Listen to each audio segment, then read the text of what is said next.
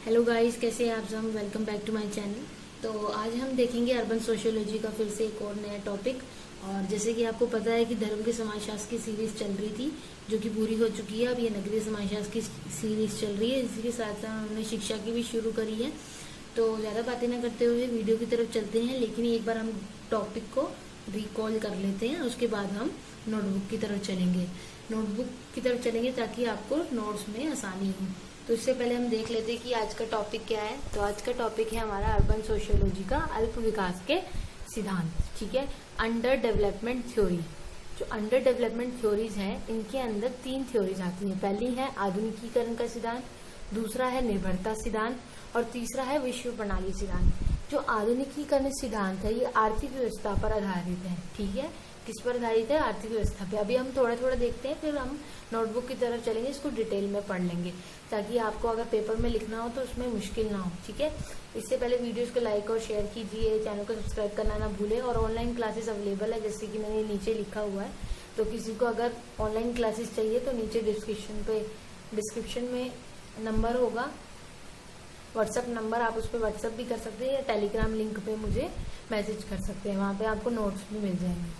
तो आधुनिकीकरण सिद्धांत में हमने देखा कि आर्थिक व्यवस्था पर आधारित था और इसमें ये बोला गया था कि जो धनी और गरीब लोग होते हैं, इसमें बोला गया था कि धनी और गरीब देश जो होते हैं उनके बीच जो संबंध होता है वो कैसे लाभप्रद होता है, मतलब कैसे वो हमें प्रॉफिट दे सकता है। निर्भरता सिद्धांत जो होता है उसको हम इंग्लिश में डिपेंडेंसी थ्योरी कहते हैं। इसका मतलब होता है कि कैसे 2 देश आपस में निर्भर होकर ही विकास करते हैं। और विश्व प्रणाली सिद्धांत लास्ट में हमारा आता है। विश्व प्रणाली सिद्धांत, जो आपको विश्व प्रणाली सिद्धांत है, इसमें क्या होता है, 3 प्रकार की पद्धति पाई जाती है। ठीक है, इसको हम सबको डिटेल में पढ़ेंगे। अभी हम इसको रिकॉल करने के लिए पढ़ रहे हैं ताकि आपको पता लग जाए। आज हम इस टॉपिक में ये पढ़ेंगे। तो इसमें क्या होता है, केंद्र में पाया जाता है कि आर्थिक रूप से विकसित लोग पाए जाते हैं और निर्धन पाए जाते हैं, अर्धपरिधि पाई जाती है। तो इसके अंदर 3 प्रकार होता है।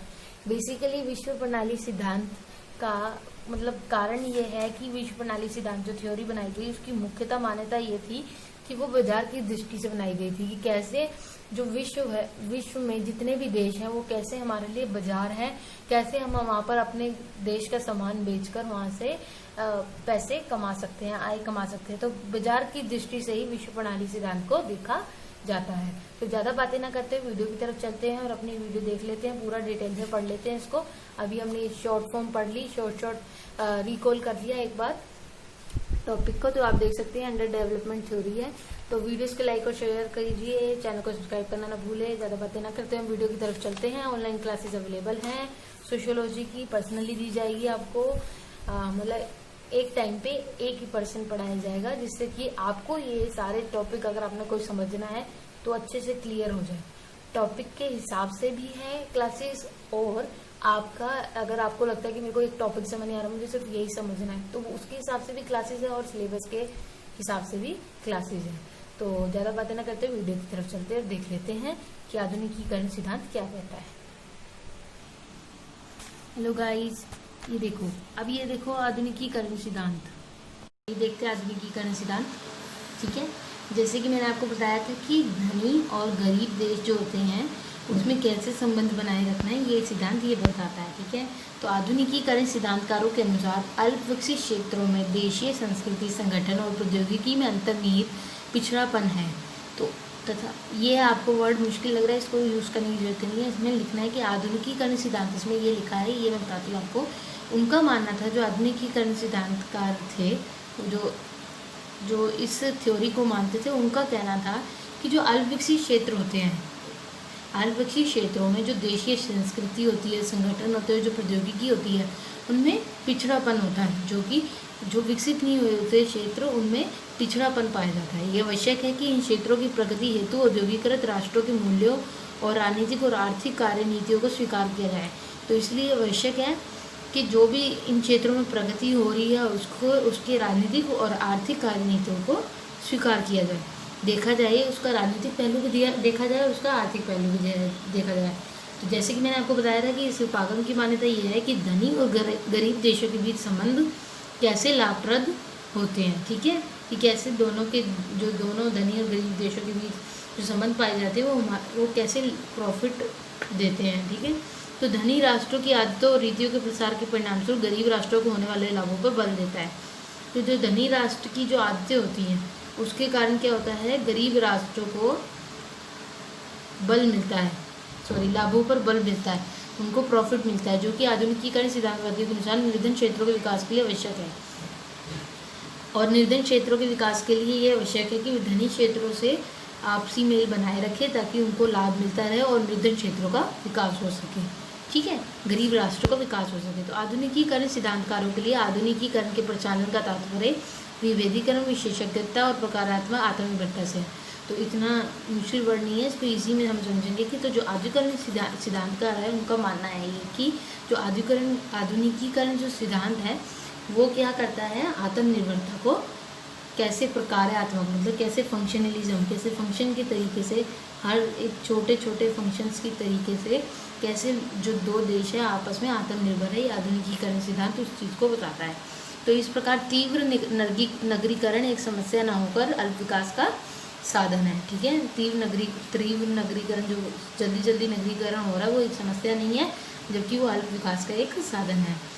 तो नगरों को सांस्कृतिक प्रसार की अंतर्राष्ट्रीय प्रणाली में परिवर्तन के सर्वाधिक प्रभावशाली साधन के रूप में देखा जाता है। जो नगर होते हैं उनकी जो अंतर्राष्ट्रीय प्रणाली होती है उनमें वो परिवर्तन करते रहते हैं, सांस्कृतिक प्रसार होता रहता है, धर्मों का प्रसार होता है, अपना संस्कृति का प्रसार लोग करते हैं, तो उसमें सर्वाधिक प्रभावशाली साधन के रूप में इसको देखा जा सकता है, किसको, नगरों को। ठीक है, कि कैसे नगर जो है अपने सांस्कृतिक प्रसार बढ़ा रहे हैं। तो निर्धन क्षेत्रों से शोषित लाभ निम्न प्रकार से आकार में बढ़ता जाता है। जो निर्धन क्षेत्रों में जो लोग जो शोषण करते हैं एक दूसरे से, जो शोषित लाभ मिलता है वो कैसे कैसे बढ़ता जाता है, जैसे चीज़ों का एक नगर से दूसरे नगर में जाना, तो उससे क्या होता है, लाभ मिलता है। नगरीय पदसोपान में ऊपर की ओर मतलब नगर की तरफ बढ़ते जाना। अब जैसे कोई गरीब देश है तो वहाँ पे अभी ज़्यादा गांव पाए जाते हैं, इतना डेवलपमेंट नहीं हुआ है, लेकिन जैसे जैसे वो डेवलपमेंट होता जाएगा वो नगरीय पदसोपान मतलब नगर की तरफ बढ़ते जाएंगे स्टेप बाय स्टेप। तो नगरीय पदसोपान में ऊपर की ओर उत्पादक से उपभोक्ता की ओर स्थानांतरण किसका। तो पहले क्या है, पहले वो उत्पादक बनते थे, पहले क्या करते थे, उत्पादन किया और बेच दिया, लेकिन अब वो क्या कर रहे हैं, उपभोग भी कर रहे हैं उन चीज़ों का, तो वो उपभोक्ता भी बन रहे हैं। तो आधुनिकीकरण सिद्धांत हमें सिर्फ यही बताता है कि कैसे गरीब और धनी राष्ट्र आपस में लेकर चलते हैं, धनी राष्ट्र और गरीब राष्ट्रों को क्या होता है कि उनको उससे लाभ मिलता है, उनका विकास जो रुक गया है विकास वो बढ़ने लगता है। ठीक है, तो अब हम देख लेते हैं निर्भरता सिद्धांत, जिसे डिपेंडेंसी थ्योरी कहते हैं। तो उपयुक्त मत अल्प विकास के संबंध में नए परिप्रेक्ष्य निवर्तन सिद्धांत का मत था कि इस परिप्रेक्ष्य का मत है कि अल्प विकसित अर्थव्यवस्थाएं धनी राष्ट्रों के साथ अपने संबंध से एक प्रणालीबद्ध अहित का शिकार होती है। तो उनका मानना है कि अल्प विकसित जो अर्थव्यवस्थाएं होती हैं अगर वो धनी राष्ट्रों से जुड़ती हैं तो उसमें एक उनका अहित भी होता है। ठीक है, अगर गरीब राष्ट्र है जो अल्प विकसित अर्थव्यवस्थाएं हैं वो धनी राष्ट्रों के साथ जुड़ती है तो उनका उसमें अहित भी होता है। तो उन राष्ट्रों की अहित की स्थिति जो होती है वो उन्नत विनिर्माण प्रौद्योगिकी के उत्पादों के लिए कच्चे मालों का विनिमय करती है। तो फिर वो क्या करते हैं, वहाँ पर किसका विनिमय करते हैं, कच्चे मालों का विनिमय करते हैं। और गरीब और धनी अर्थव्यवस्था के मध्य राजनीतिक और आर्थिक शक्ति में पूर्व विद्यमान असंतुलन से और भी अधिक तीव्र हो जाती है। जब गरीब और धनी अर्थव्यवस्था के बीच राजनीतिक और आर्थिक शक्ति पूर्ण विद्यमान होती है तो क्या होता है, उसमें कभी कभी असंतुलन भी आ जाता है। जैसे कि कह रहे हैं कि जब गरीब और धनी अर्थव्यवस्था के मध्य, जैसे गरीब और राष्ट्र और धनी राष्ट्र उनके बीच में राजनीतिक और आर्थिक शक्ति जब उभरने लगती है तो उसमें एक तरह से असंतुलन भी पैदा हो जाता है, क्योंकि गरीब राष्ट्र सोचते हैं कि अब हम गरीब नहीं है, इतने हमारा विकास हो चुका है तो हम क्यों धनी राष्ट्रों की सारी बातें सुनें। ठीक है, तो वहाँ पर ये असंतुलन की शक्ति बढ़ने लगती है। तो इसमें क्या कह रहे हैं कि जो कच्चे मालों का जैसे जैसे वो विनिमय करती हैं तो फिर वो क्या करने लगते हैं, अपने ही देश में भी उसको यूज़ करने लगते हैं। तो जो गरीब राष्ट्र की नव औपनिवेशिक व्यवस्थाएँ होती है भूतकालीन औपनिवेशिक से अधिक भिन्न नहीं है। तो जो क्या है कि अब दिखा रहे हैं कि जो नई औपनिवेशिक व्यवस्थाएँ हैं वो अपनी जो पुरानी औपनिवेशिक व्यवस्थाओं से ज़्यादा उनकी भिन्न नहीं होती हैं। क्या गरीब राष्ट्र की जो व्यवस्था एक होती है जो देश को चलाने के लिए, वो पुरानी औपनिवेशिक व्यवस्थाओं से भी ज़्यादा भिन्न नहीं होती। तो गरीब राष्ट्रों का अंतर्राष्ट्रीय प्रणाली को माप तोल की दरों पर श्रम और सामग्रियों की पूर्ति करना जारी रहता है। तो बेसिकली इसमें भी ये क्या होता है कि जो राष्ट्र एक दूसरे पर निर्भर होते हैं और निर्भरता के साथ ही वो अपना विकास करना चाहते हैं, इसलिए इसे निर्भरता सिद्धांत भी कहते हैं। तो गरीब राष्ट्रों का अंतर्राष्ट्रीय प्रणाली को मापतोल की दरों पर श्रम और सामग्रियों की पूर्ति करना जारी रहता है। तो वो क्या कहते हैं कि श्रम और सामग्रियों की आपूर्ति करते रहते हैं। तो अधिक गरीब राष्ट्रों के सतत अहित होते रहते हैं। तो कई कबार होता है जो ज़्यादातर गरीब राष्ट्र होते हैं वो धनी राष्ट्रों के लिए कच्चे मालों का विनिमय भी करते हैं, बहुत ज़्यादा उत्पादन भी करते हैं, इतनी मेहनत भी करते हैं, फिर भी उनका अहित होता ही रहता है। तो निर्भरतावादी सिद्धांतकारों ने अल्प विकास की व्याख्या करने के लिए मार्क्सवाद को अपनाया। किसको अपनाया? मार्क्सवाद को अपनाया, जिसका नगरीकरण और अल्प विकास के अध्ययन पर सुस्पष्ट प्रभाव था। तो निर्भरतावादी सिद्धांतकारों ने इसको किसमें मार्क्सवाद की थ्योरी पे अपनाया और इसकी उत्पत्ति कहाँ हुई? मुख्यतः लैटिन अमेरिका में और कैरिबियाई देशों के संदर्भ में हुई। निर्भरता सिद्धांत की डिपेंडेंसी थ्योरी की कि कैसे दो राष्ट्र एक दूसरे पर डिपेंडेंट होकर गरीब और धनी राष्ट्र अपना विकास करते हैं। तो निर्भरताकारी जो सिद्धांत था वो किस पर? मार्क्सवाद को अपनाया था उन्होंने, मार्क्सवाद पे डिपेंड था। ठीक है, और इसे निर्मल नगरीकरण भी कहा जाता है। तो फाइडमैन और वुल्फ जो थे उन्होंने कहा कि विकसित देशों ने अपनी नगरीय दूरस्थ बस्तियों की स्थापना विकसित देशों में 3 कारणों से की। उनका कहना था कि अब हमने ये तो देखा कि गरीब राष्ट्र को फ़ायदा है धनी राष्ट्र से जुड़ने का, लेकिन धनी राष्ट्रों को क्या फ़ायदा कि वो गरीब राष्ट्रों से जुड़े। तो विकसित देशों ने अपनी नगरीय दूरस्थ बस्तियों की स्थापना अल्पविकसितों में कैसे क्यों करी? उसके भी 3 कारण थे। उन्होंने 3 कारणों से अपनी जो बस्तियों की स्थापना थी वो अल्पविकसित देशों में की, निर्धन देशों में की। क्यों? पहला, प्राथमिक उत्पादों के रूप में अधिक शेष निकालने होते हैं, क्योंकि वहाँ पे उत्पादन इतना होता है तो प्राथमिक उत्पादन को वहाँ पे मिलता है। उन्नत एकाधिकार मिल जाता है पूंजीवाद के अंतर्गत। विकसित वस्तुओं के लिए बाजार का विस्तार करना होता है, तो पूंजीवाद के अंतर्गत क्या होता है? उन्हें वस्तुओं पर अधिकार मिल जाता है और वो बाजार में उसका विस्तार करना चाहते हैं। ठीक है, दूसरा पॉइंट। तीसरा है ये देशीय राजनीतिक व्यवस्था का सतत स्थायित्व सुनिश्चित करना, जो कि अत्यधिक तत्परता के साथ पूंजीवादी व्यवस्था का समर्थन करेगा। उनका मानना था कि कैसे अपनी राजनीतिक व्यवस्था, देशीय राजनीतिक व्यवस्था है, उस देश में हम स्थापित करें ताकि पूंजीवादी व्यवस्था का समर्थन हो। कैसे कैसे मतलब वो अपनी पूंजी को उसमें इस्तेमाल करे, वहाँ पे अपना एकाधिकार, अपना वर्चस्व बनाए रखे। इसीलिए विकसित देश जो होते हैं अल्पविकसित देशों में अपना क्या कहते हैं बस्तियों की स्थापना करते हैं, वहाँ पर निवेश करते हैं, क्योंकि वहाँ पर वे एकाधिकार भी जमाना चाहते हैं।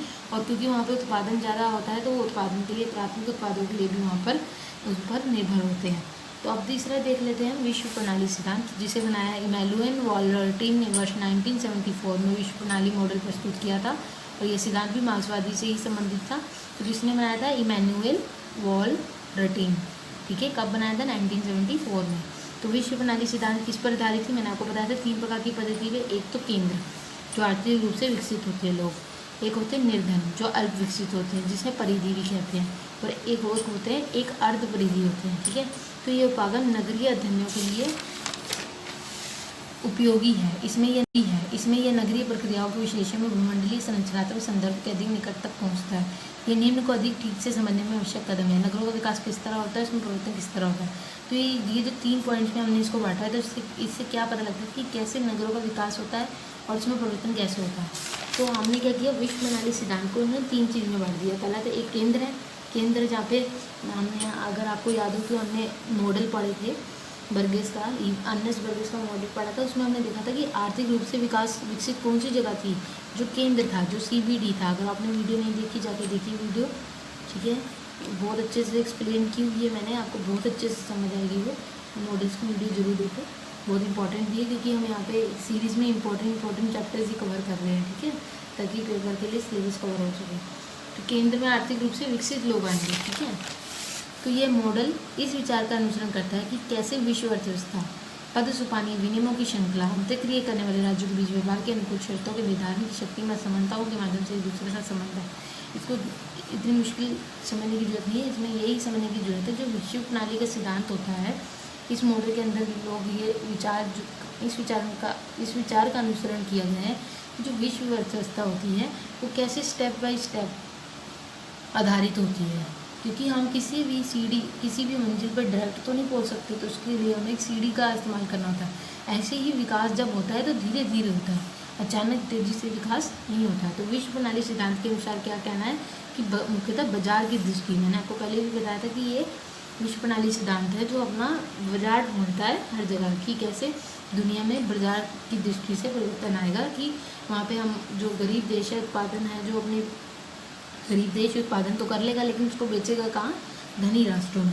केंद्र के सबसे बड़े नगरों के बीच विनिमय राष्ट्रीय सीमाओं के अंदर उसके बाहर भी अत्यंत ही सघन है, जबकि परिधीय के नगरों का विनिमय केंद्रीय नगरों के साथ अधिक और आपस में एक दूसरे के साथ अत्यंत ही कम होता है। तो जो केंद्र के सबसे बड़े नगर होते हैं, जो केंद्र में हमने देखा कि केंद्र में जो मिडिल में होता है उसमें क्या होता है, विनिमय राष्ट्रीय सीमाओं के अंदर होता है, मतलब यहाँ पर आना जाना आसान होता है और यहाँ पर सभी सुख सुविधाएँ मिलती है, ठीक है। जबकि परिधीय के अंदर जो परिधि है, दूसरा पॉइंट हमने देखा था परिधि, उसमें नगरों का विनिमय केंद्रीय नगरों के साथ अधिक होता है। जो केंद्र में नगर होते हैं इनका इनके साथ अधिक होता है, ठीक है।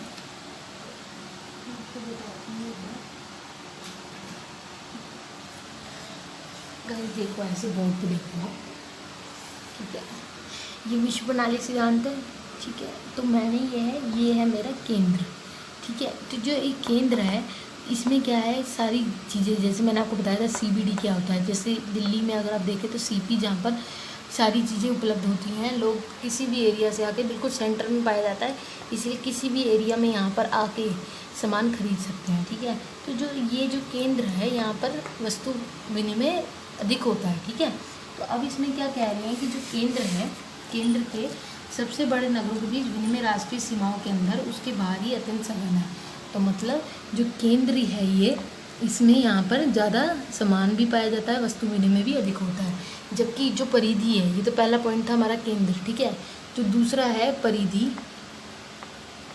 परिधि ये थोड़ा टेढ़ा मेढ़ा लिखा जा रहा था, इस थोड़ा मेरा ध्यान नहीं है ना। तो परिधि जो वाला है दूसरा आ गया। परिधि का काम क्या होता है, नगरों का विनिमय केंद्रीय नगरों के साथ अधिक। इसका काम होता है कि ये जो दूसरे टाइप पे पाया जाता है, ये 1 पे है, ये 2 पे है, इसका काम होता है कि ये इसके साथ अपने आप को जॉइंट रखें, ठीक है। परिधि का काम है कि केंद्रीय नगरों के साथ अधिक और आपस में एक दूसरे के साथ अत्यंत ही कम होता है। तो क्या कहने का मतलब है कि एक दूसरे के साथ संबंध बनाए रखें।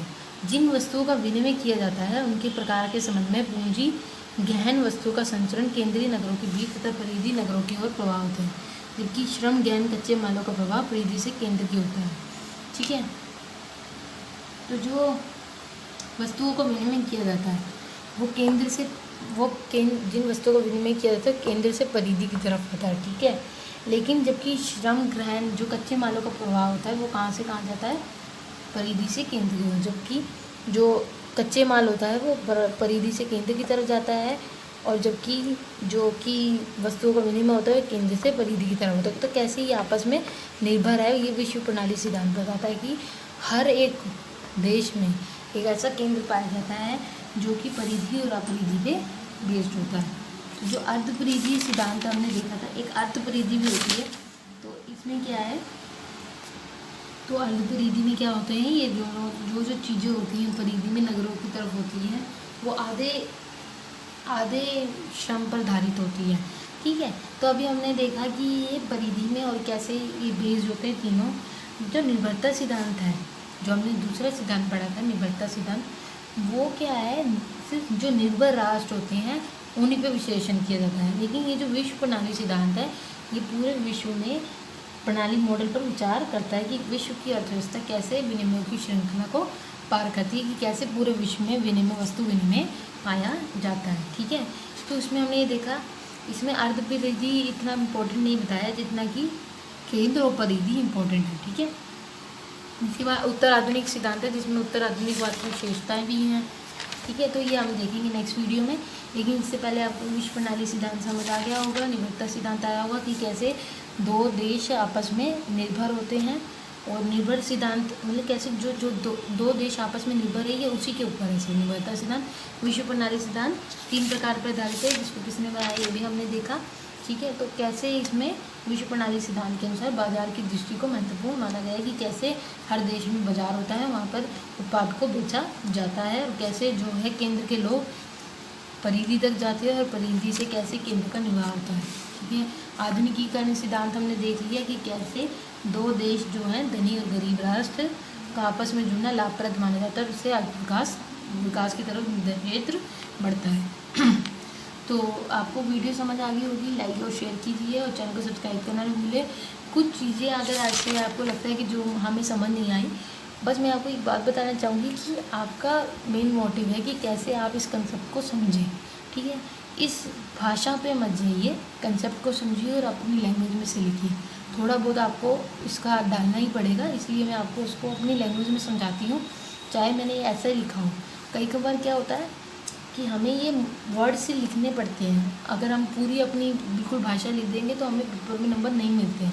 तो इसीलिए मैं इस भाषा का प्रयोग करती हूँ, लेकिन मैं कोशिश करती हूँ कि आपको उसको ईजी से ईजी वे में समझा सकूँ।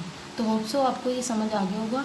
अगर आपको नहीं समझ आता है तो आप मुझे बताना, नेक्स्ट वीक मैं दोबारा वीडियो बना दूँगी और उसमें मैं थोड़ा सा फटाफट रिकवर कर दूँगी कैसे है। और अगर हाँ, मॉडल्स की वीडियो जरूर देखना, मॉडल आपको समझ आ जाएंगे। नेक्स्ट वीडियो में मिलते हैं, अभी के लिए बाय। चैनल को सब्सक्राइब कीजिए, वीडियोज़ लाइक और शेयर कीजिए। ठीक है, बाय। नेक्स्ट वीडियो में मिलते हैं।